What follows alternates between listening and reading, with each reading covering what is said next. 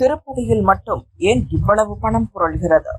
இந்தியாவிலேயே மிக அதிக பணம் புரளும் ஊர் திருப்பதி.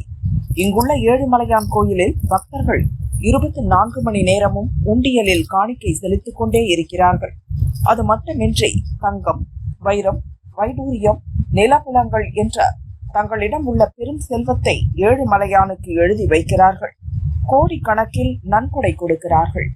எல்லா கோவில்களிலும் பெருமாள் இருந்தாலும் திருப்பதிக்கு மட்டும் அப்படி என்ன சிறப்பு என்றுதானே கேட்கிறீர்கள்? திருவேங்கடமுடையான் அஷ்டலட்சுமிகளையும் தன்னகத்தே உடையவர். கிருஷ்ணாவதார காலத்தில் 8 பெரும் தேவிகளை மணந்து மகிழ்ந்தவர்.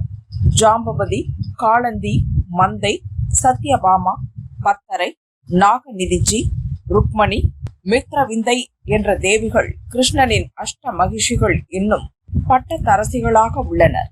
திருவேங்கடமுடையான் லட்சுமியை வலது மார்பில் தரித்ததால் மாதவனாய நமக என்று போற்றி துதிக்கப்படுகிறார். இவ்வாறு 1க்கு 8ஆக அஷ்டலட்சுமிகளையும் தன்னகத்தே கொண்டு விளங்கும் தனி பெருமை கொண்டவர் ஏழுமலையான். 1 லட்சுமி இருந்தாலே கோடிகள் கொட்டும். இங்கு 8 லட்சுமிகள் உள்ளனர்.